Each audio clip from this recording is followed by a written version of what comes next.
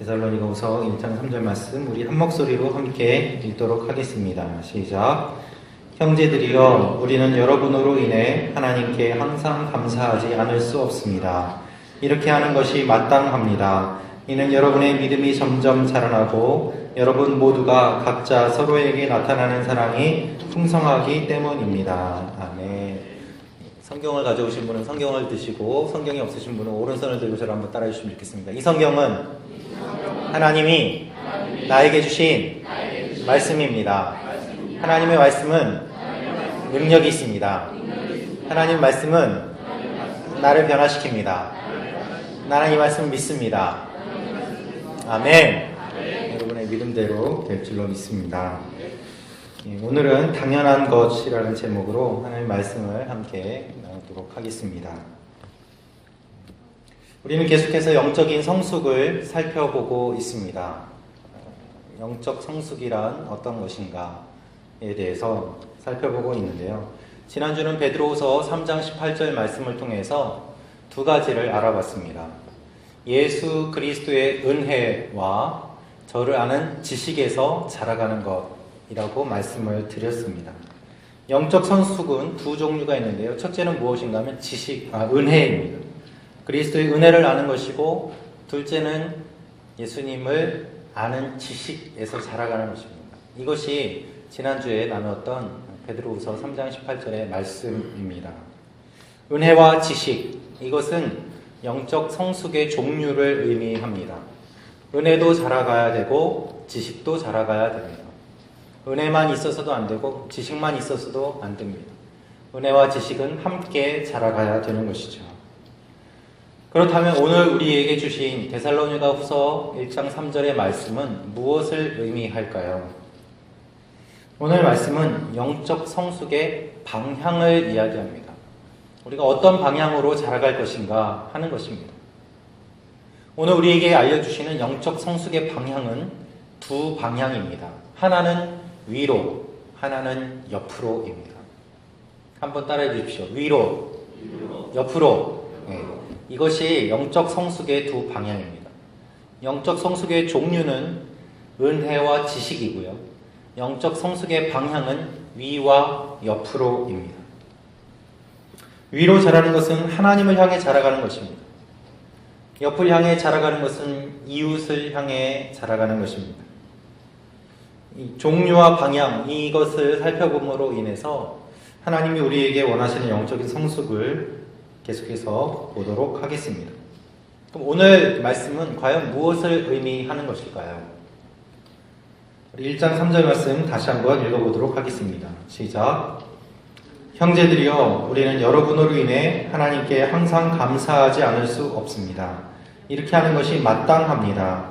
이는 여러분의 믿음이 점점 자라나고 여러분 모두가 각자 서로에게 나타나는 사랑이 풍성하기 때문입니다. 바울은 지금 데살로니가 교회를 칭찬하고 있습니다. 데살로니가 교회는 어떤 교회였을까요? 데살로니가 교회는 바울과 실라가 전도를 하다가 감옥에 갇히게 되었습니다. 빌립보에서 매를 맞고 감옥에 갇혀 있다가 풀린 후에 옮겨가서 전도한 곳이 데살로니가입니다. 데살로니가는 굉장한 요충지였습니다. 마게도냐의 가장 중요한 항구 도시였고요. 그리고 로마의 동과 서를 잇는 큰 길 주변에 자리 잡고 있었습니다. 한마디로 말해서 교통도 활발하고, 그리고 또한 인구도 많았습니다. 경제적으로도 풍요했습니다. 그리고 마케도니아 주의 수도며 그 총독이 머무는 도시였습니다. 그러니까 당연히 어느 정도 중심적인 역할을 감당하는 도시였던 것이지요. 바울과 실라의 전도를 통해서 데살로니가 교회가 세워졌습니다. 그런데 데살로니가 교회가 세워진 그 이후에 또 유대인들이 쫓아와서 방해를 하고 회방을 놓고 그런 여러 가지 소동들 끝에 바울이 데살로니가 교회를 떠납니다. 교회를 개척했다가 또 다른 곳으로 피신해서 옮겨가는 상황 속에서 바울의 마음속에는 한 가지 걱정이 들었어요. 데살로니가 교회가 건강하게 서갈까 하는 염려가 있었던 것이죠. 그래서 바울은 그의 믿음의 아들인 디모데를 아테네에서 데살로니가로 보냅니다. 형편이 어떤지 좀 알아보라고 보냅니다. 그런데 디모데에게서 들은 소식은 굉장히 기쁜 소식이었습니다. 데살로니가 교회가 조금씩 아름답게 성장하고 있다라는 내용이었던 것입니다. 바울은 굉장히 기뻤습니다. 데살로니가 교회는 충성을 다했고 믿음 안에서 자라갔습니다.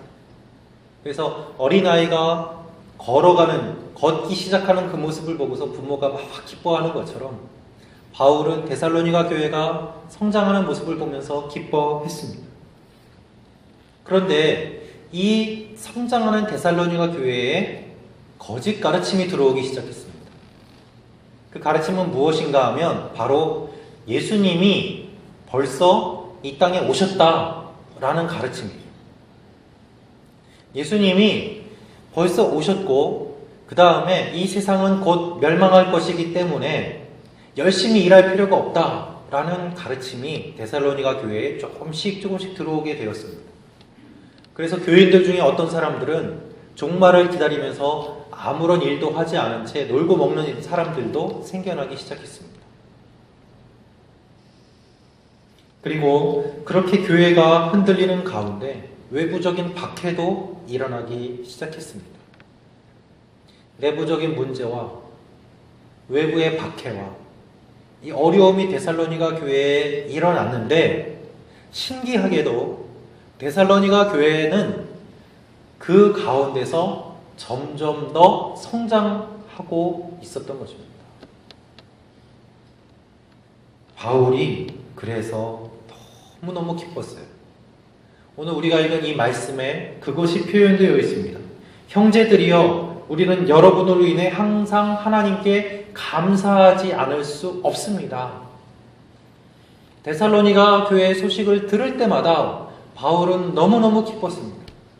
어려운 일이 있는데, 힘든 일이 있는데 이들이 성장하고 있구나라는 소식을 들을 때마다 바울은 항상 하나님께 감사하고 다른 교회들에게 데살로니가 교회의 이야기를 전하면서 데살로니가 교회를 좀 보십시오라고 아주 곳곳마다 자랑하는 일들이 바울에게 일어났던 것입니다.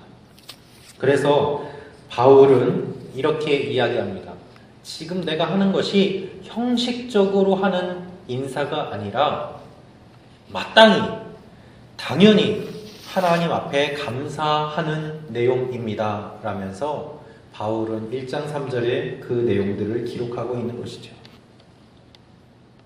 그렇다면 바울은 왜 감사할까요? 그들에게는 두 가지가 있었습니다. 하나는 믿음이 있었고요, 또 하나는 사랑이 있었습니다. 그래서 바울은 감사합니다. 여기에서 우리가 알 수 있는 두 가지 성장의 방향이 나옵니다. 믿음, 즉 믿음이라는 것은 하나님께로 향한 위를 향한 성장이고, 사랑이라는 것은 이웃을 사랑하는 옆을 향한 성장인 것입니다. 바울이 보기에 데살로니가 교회는 어땠는가? 위로도 잘 자라고요, 그리고 옆으로도 잘 자라는 아름다운 교회였던 것입니다. 그래서 그것을 보고 당연히 내가 하나님께 감사합니다 라고 이야기를 하고 있는 것입니다. 자, 그러면 이 믿음과 사랑, 하나님께 향한 성장과 이웃을 향한 성장, 이것이 어떤 것인지 조금 더 살펴보도록 하겠습니다. 먼저 믿음입니다. 믿음이라는 말은 바울은 여기서 점점 자라간다라고 이야기를 합니다. 여러분의 믿음이 점점 자라나고 개역 개정 성경을 보면은 너희의 믿음이 더욱 자라고 라고 되어 있습니다. 이 말은 헬라어로 휘페로 아옥사노라는 말인데요, 이 말은 어떤 의미가 있는가 하면은 거대하게 확장되고 커져간다는 것을 뜻합니다. 풍선을 훅 불면은 이게 확 늘어나는 것처럼 이게 거대하게 뻗어가고 확장된다는 의미가 점점 자라간다는 의미입니다. 그런데 바울은 여기에서 독특한 단어를 썼습니다. 이 말은 성경에서 단 한 번 여기에만 나와요. 이 말은 바울이 만들어낸 말이에요. 조합해서 만들어낸 말입니다. 뻗어간다, 크다라는 말을 합해가지고 크게 뻗어간다라고 말을 만들었어요. 단어. 그래서 성경에서 여기에만 나오는 단어입니다. 데살로니가 교회를 향해서 바울이 그만큼 기쁘고 또한 데살로니가 교회가 그렇게 아름답게 성장해 나아가는 모습을 바울은 자기가 말을 만들어가면서까지 표현하고 싶었던 겁니다.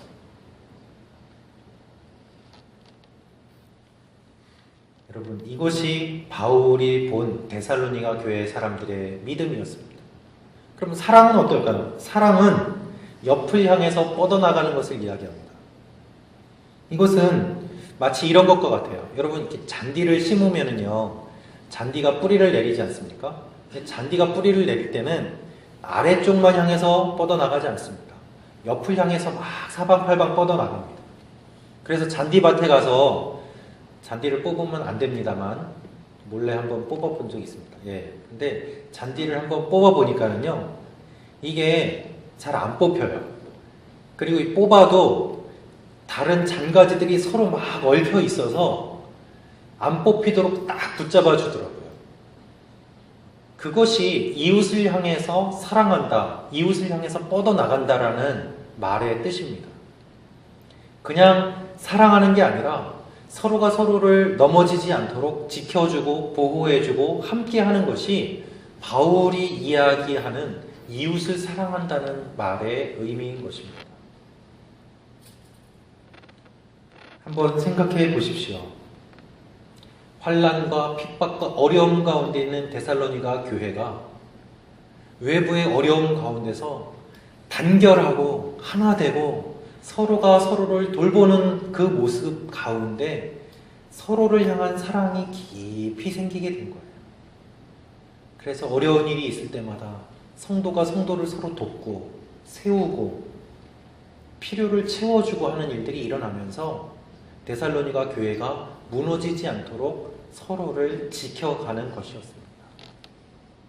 마치 힘이 없는 동물들은 무리를 지어서 맹수로부터 보호하듯이 그렇게 연약한 성도들이 함께 모여서 서로를 챙기고 연합함으로 말미암아 사랑을 뻗어가는 것이 사랑의 모습이었습니다.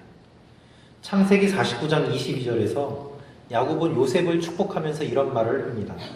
요셉은 열매가 많은 나뭇가지, 곧 샘 곁에 열매 많은 나뭇가지다. 그 가지가 담을 넘는다. 이렇게 무성한 나무처럼 깊이 뿌리 박힘과 동시에 넓게 퍼져나간 뿌리처럼 그렇게 이웃을 성도들끼리 또 사랑을 사랑하는 모습이 데살로니가 교회의 모습이었다라는 것입니다. 여러분, 얼마나 좋습니까? 믿음도 자라고 사랑도 뻗어나가고 하나님을 향해서 이웃을 향해서 나아가면 얼마나 좋겠습니까? 여기서 우리가 질문을 던져볼 수가 있는 것이죠. 그럼 어떻게 하면 이런 일들이 가능할까? 어떻게 하면 성장할 수 있을까? 어떻게 하면 성숙할 수 있을까라는 것입니다. 그냥 자라났을까요? 아닙니다. 어떻게 자라날 수 있을까? 거기에는 한 가지 비결이 있는데 그 비결이 무엇이라고 이야기하는가? 그 비결, 성장할 수 있는 양분은 바로 핍박입니다. 고난입니다. 이 본문은 아닙니다만 우리 그 3절 뒤에 있는 4절 말씀을 한번 같이 읽어보도록 하겠습니다. 데살로니가후서 1장 4절 말씀입니다. 같이 읽겠습니다. 시작. 그러므로 우리는 여러분이 당한 모든 핍박과 환난 가운데 보여준 여러분의 인내와 믿음으로 인해 친히 하나님의 교회들 가운데 자랑합니다. 핍박과 환난이 있었습니다. 그것이 데살로니가 교회에 임했을 때에 그 고난 가운데서 믿음과 사랑을 키워온 것입니다. 그래서 바울은 이 내용에 대해서 세 가지로 이야기를 하고 있습니다. 첫 번째, 무엇을 말을 하고 있는가? 첫째로 바울이 이야기하는 것은 그리스도인의 삶 가운데는 반드시 핍박이 있다는 것입니다. 그리스도인의 삶 가운데는 반드시 핍박이 있습니다. 여러분, 우리가 신앙생활을 할 때요, 이 세상은 그렇게 우리를 가만히 내버려 두지 않습니다. 우리가 이 세상에서 믿음을 갖고 살아갈 때 이 세상이 그렇게 만만한 존재가 아닙니다. 여러분, 매일 삶의 현장에서 경험하시지 않습니까? 하나님의 말씀대로 사는 것이 얼마나 힘들고 어렵고 때로는 위험합니까? 대개의 경우 우리가 하나님의 말씀대로 살려고 하면, 하나님의 말씀대로 순종을 하려고 하면은 고난이 와요. 힘들어요. 어려워요. 그리고 이 고난은 반드시 고통을 가져옵니다. 그냥 힘든 게 아니라 아파요. 그렇기 때문에 우리는 순종을 하기가 정말 어렵습니다. 큐티를 해도요, 은혜는 받는데 적용을 잘 안 하세요, 보면. 왜요? 적용하는 게 어려운 거예요. 그대로 하기가 힘든 거예요. 나를 거슬러서 하나님이 원하시는 일을 하려면 적용을 해야 되는데 그게 안 되는 것이죠. 은혜는 교회에 와서 받습니다. 그런데 삶이 바뀌지가 않아요. 말씀은 들어요. 그런데 행동이 달라지지 않아요. 왜 그럴까요? 여러분 탓이 아니에요. 순종하기가 원래 어려운 거기 때문에 그렇습니다. 그래서 사람들은 고난을 피하기 위해서 어떤 일을 할까요? 불순종을 합니다. 내가 순종하면서 이렇게 어렵고 힘든 일을 마주하느니 차라리 불순종을 하고서 편하겠다라는 선택을 하는 것이죠. 세상은 우리에게 이렇게 이야기를 합니다. 네가 예수를 믿는 삶을 살면 이만큼 고단해. 그러니까 다시 원래 옛 생활로 돌아가. 너의 원래 모습으로 돌아가. 노예 생활로 돌아가. 그렇게 공격을 합니다. 그러면 그 공격을 우리 가운데 남아있는 부패한 우리의 본성이 그거를 손을 붙잡음으로 말미암아 그래 그렇지 하면서 타협하고 하나님의 뜻대로 사는 것이 아니라 결국에는 내가 원하는 대로 살아가는 것이 우리의 갈등의 근원적인 모습인 것입니다. 그래서 우리는 죄 가운데 다시 빠지는 거죠. 여러분, 그래서 우리가 하나님의 말씀에 불순종을 할 때 두 가지 반응이 나타납니다. 하나는 하나님 앞에 더 딱 붙는 거예요. 어려운 일이 있을 때, 힘든 일이 있을 때 하나님 나 힘들어요 해가지고 하나님 앞에 꽉 나와서 붙들고 다리 붙잡고 매달리는 모습이 있습니다. 또 다른 모습은 아예 하나님과 멀어져서 하나님 나 이제 하나님 때문에 힘들지 않을래요. 하나님 때문에 힘든 거 싫어요 하면서 하나님과 무관한 삶을 살아가는 것이죠. 여러분은 어떠한 모습이십니까? 예수님은 이것을 아셨기 때문에 요한복음 15장 5절에서 이렇게 말씀하셨습니다. 나는 포도나무요 너희는 가지다. 그가 내 안에 있고 내가 그 안에 있으면 그 사람은 많은 열매를 맺는다. 나를 떠나서는 너희가 아무것도 할 수 없다. 그래서 그냥 딱 붙어 있기를 하나님이 원하시는 거예요.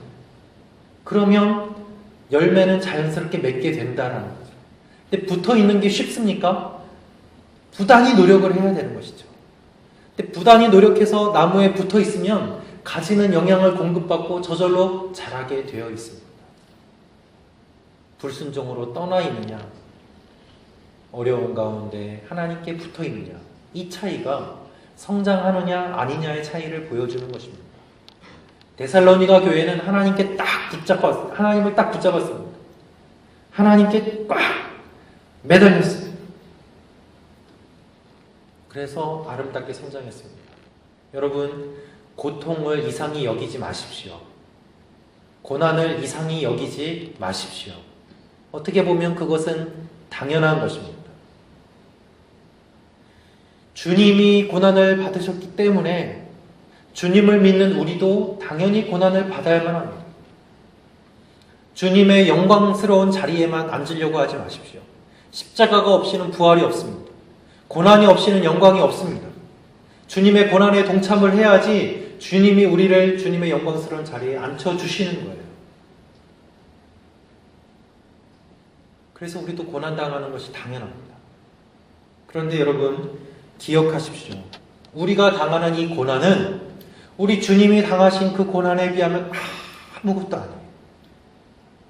정말 감당할 수 없는 정말 그 큰 고난은 이미 주님이 당하셨어요. 왜요? 나 때문에. 그래서 내가 당하는 고난은 가벼운 거예요. 너의 짐은 가볍다라고 주님 말씀하신 내용이 그것이에요. 여러분 우리 가운데 고난이 있습니다. 근데 그 고난은 주님의 당하신 그 고난과는 비교할 수 없는 가벼운 고난입니다. 그래서 우리가 이 고난을 어떻게 이길 수 있는가? 주님의 십자가를 바라볼 때에 이길 수 있어요. 왜? 그걸 바라봐야지 내 고난이 얼마나 가볍다는 것을 깨닫게 되기 때문입니다. 두 번째로 우리가 알 수 있는 사실이 있는데요. 그것은 우리는 핍박과 고난을 통해서 성장한다는 것입니다. 첫째는 고난은 당연히 있는 것이고, 둘째는 이 핍박과 고난을 통해서 우리가 성장한다는 거예요. 서울여대에 김창옥 교수님이라는 분이 계십니다. 그분이 쓰신 책에 이런 내용이 있습니다. 사람이 힘이 들어야지 힘이 생긴대요. 그래서 운동을 할 때 그냥 이렇게 하면은요, 힘은 하나도 안 들죠. 근데 근육도 안 생겨요. 그런데 무거운 걸 들면 힘들죠. 근데 이걸 하면은 근육이 생기는 거예요. 그럼 더 무거운 걸 들 수 있도록 우리의 근육이 단련이 되는 것이죠. 그래서 그 얘기를 하시더라고요. 힘이 들어야지 힘이 생긴다. 그렇습니다, 여러분. 우리는 고난을 당합니다. 그러나 고난을 당하는 것으로 끝나지 않습니다. 우리가 고난을 당할 때 어떤 일이 일어날까요? 하나님은 고난당하는 주의 백성들을 그냥 두지 않으세요. 하나님은 그냥 버려두지 않으세요. 우리가 고난을 당할 때 우리는 어떻게 합니까? 이 고난이 과연 어떤 의미가 있는가? 하나님이 왜 나한테 이런 고난을 주시는가? 내가 뭘 잘못해서 고난을 당하는 거 아닌가? 고민하고 하나님 앞에 무릎 꿇고 대굴대굴 구릅니다. 그런 가운데 어떤 일이 일어납니까? 생각하고 고통하고 아파해요. 그러면서 그런 과정을 통해서 나의 옛사람이 점점 죽어가고 하나님 앞에서 새 사람이 되어갑니다. 내 옛 허물은 벗어버리고 내 옛 자아는 벗어버리고 하나님 앞에 나아가는 그 과정이 고통과 고난과 아픔의 과정입니다. 여러분 곤충들이 자라는 거 보셨습니까? 여름에 보니까는요, 나무 곳곳에 뭐가 이렇게 있는데 매미가 껍질을 벗은 허물이에요. 그 껍질을 벗은 매미는 성충이 되어서 날아갑니다. 그 허물만 남겨둔 거예요. 그걸 벗고 나올 때 얼마나 고통스러울까요? 그러나 그것을 벗음으로 말미암아 성충이 되는 것이죠.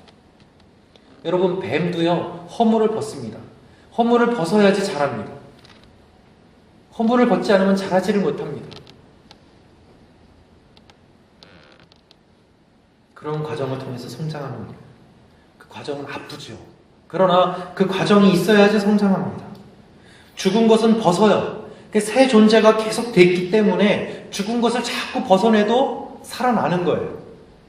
허물을 벗었기 때문에 죽는 것이 아니라 계속 그 속에서는 새로운 존재가 생겨나기 때문에 허물을 벗어내는 것입니다.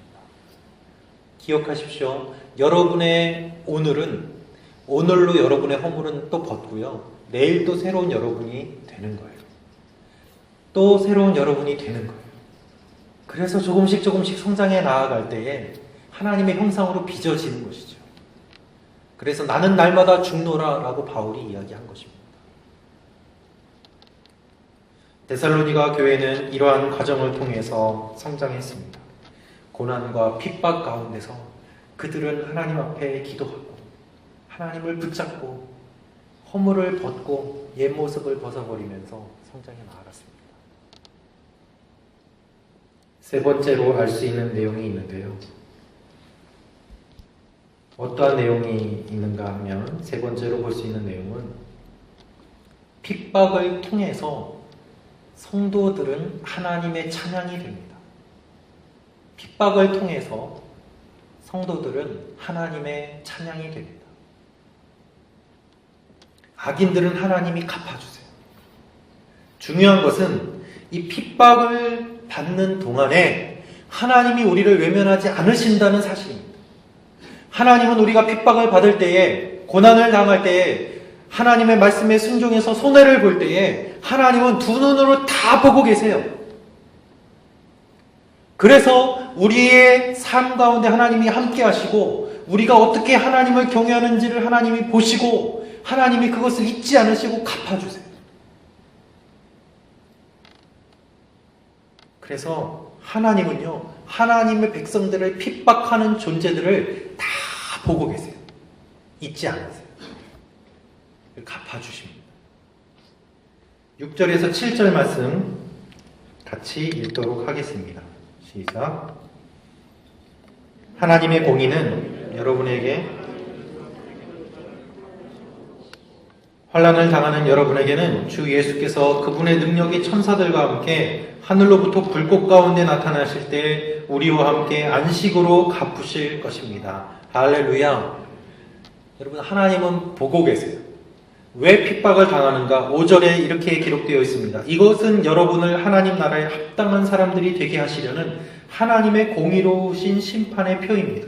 그 나라를 위해서 여러분도 고난을 받고 있습니다. 하나님의 나라를 위해서 여러분이 고난 당할 때 어떤 일이 일어날까요? 고난받는 하나님의 백성들은 영광스럽게 되고, 고난을 주었던 그 세력들은 하나님이 반드시 심판하신다는 것이 하나님의 말씀입니다. 불꽃 같은 눈으로 보고 계세요. 하나님은 정의롭게 다스리세요. 하나님, 이 땅에 불의한 사람들이 왜 이렇게 잘 나갑니까? 하나님, 이렇게 부정한 사람들이 성공합니까? 하나님, 전 정직하게 살았는데 왜 이렇게 손해만 보고 있습니까? 하나님, 저는 왜 이렇게 힘듭니까? 하나님이요, 다 알고 계세요. 그래서 언젠가는 반드시 다 드러나게 하십니다. 여러분, 어제 오늘 뉴스 보셨습니까? 그 관동 대지진 때 학살당했던 사람들 명부가 다 공개가 됐지 않습니까? 잘 모르시나요? 네. 공개가 됐습니다. 유관순 열사가 어떻게 사망하셨는지 그 내용이 다 기록이 나왔죠. 여러분, 아무도 모르는 그 가운데 대사관이 이사할 때 이삿짐에 있는 그 자료가 나온 거예요. 이 우연일까요? 저는 우연이 아니라고 생각했습니다. 하나님은요, 반드시 드러내시고 반드시 갚으세요. 우리 때에 드러나지 않으면 우리 다음 때라도 주님 오실 그때에 다 드러납니다. 그래서 하나님은 공의로우신 분이고 하나님은 정의로우신 분이고 하나님 앞에서 우리가 할 말이 없는 거예요.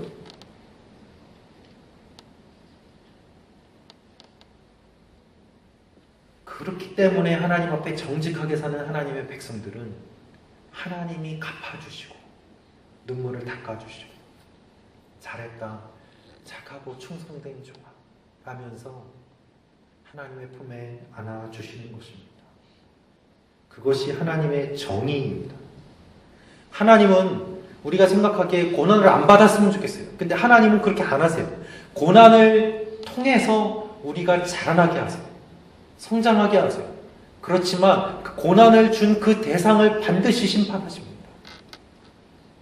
그것이 하박국 선지자가 외쳤던 외침과 같습니다. 하나님, 이스라엘이 망하는 것은 이해가 갑니다. 그러나 왜 이스라엘을 이방 민족들을 통해서 심판하십니까? 거기에 대해서 하나님은 대답하셨습니다. 그래, 내가 안다. 그렇기 때문에 그 심판하는 이방 민족들도 내가 심판할 것이다. 이것이 하박국의 결론이에요.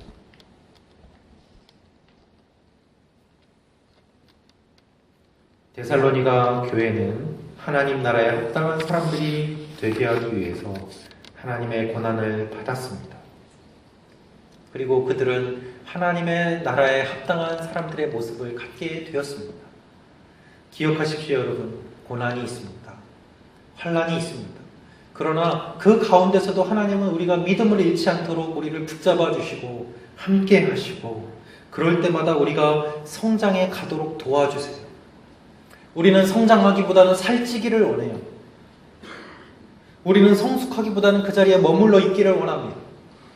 그러나 하나님은 우리가 성장하기를 원하세요. 성숙하기를 원하세요. 우리가 원하는 것과 하나님이 원하시는 것이 충돌하면서 우리는 언제나 선택의 기로에 서게 됩니다. 그럴 때 여러분 믿음을 선택하시고 두려워하지 마십시오. 하나님이 반드시 갚아주시기 때문입니다. 하나님 우리가 성장하도록 고난과 환난이라는 양분을 주셔서 우리가 하나님의 나라의 백성으로서 삶을 살아가도록 하십니다. 그렇게 하나님을 향해 이웃을 향해 나아갈 때 그 이름이 다른 교회들에 알려지게 되고 하나님의 영광을 나타내게 되고 하나님이 붙잡아 주시는 도움의 삶을 사는 것입니다. 제가 예전에 섬겼던 교회에서 한 집사님이 계셨습니다. 지금도 그분 생각만 하면은 정말 눈물이 납니다. 근데 그 집사님 남편 되시는 분이 직장에서 퇴근하고 댁에서 주무시는 가운데 뇌출혈이 왔어요. 그래서 반신불수가 되셨습니다. 직장에서는 퇴근하고 자던 중에 일어난 일이기 때문에 산재 처리를 안 해주는 거예요. 법정 투쟁하고 회사와 싸우는 가운데 남편 치료하랴, 초등학생 딸 돌봐주랴 너무 무리를 하셔서 이 여자 집사님이 유방암을 걸리셨어요. 그래서 남편 병간호 하는 가운데 본인 유방암 수술을 받으시고 그리고 법적인 투쟁도 계속 하셨습니다. 남편 되시는 분이 조금 좋아지셔서 다시 대구로 모셔왔어요.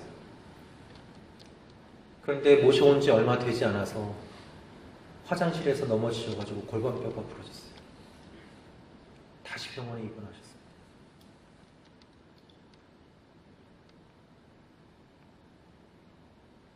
입원하셔서 누워 계시는 가운데 나머지 반쪽이 뇌출혈이 왔어요. 이 여자 집사님이 암이 재발이 됐어요. 제가 일주일에 한두 번씩 신방을 가면서 그 집사님 위해서 기도하는 가운데 드릴 말씀이 없는 거예요. 그분이 이러시더라고요. 목사님, 왜 이런 일이 일어날까요? 전 모르겠습니다. 같이 손잡고 그냥 울기만 했습니다. 그런데 그분이 그 말씀을 하시는 거예요. 그래도 저는 하나님 포기하지 않으려 합니다.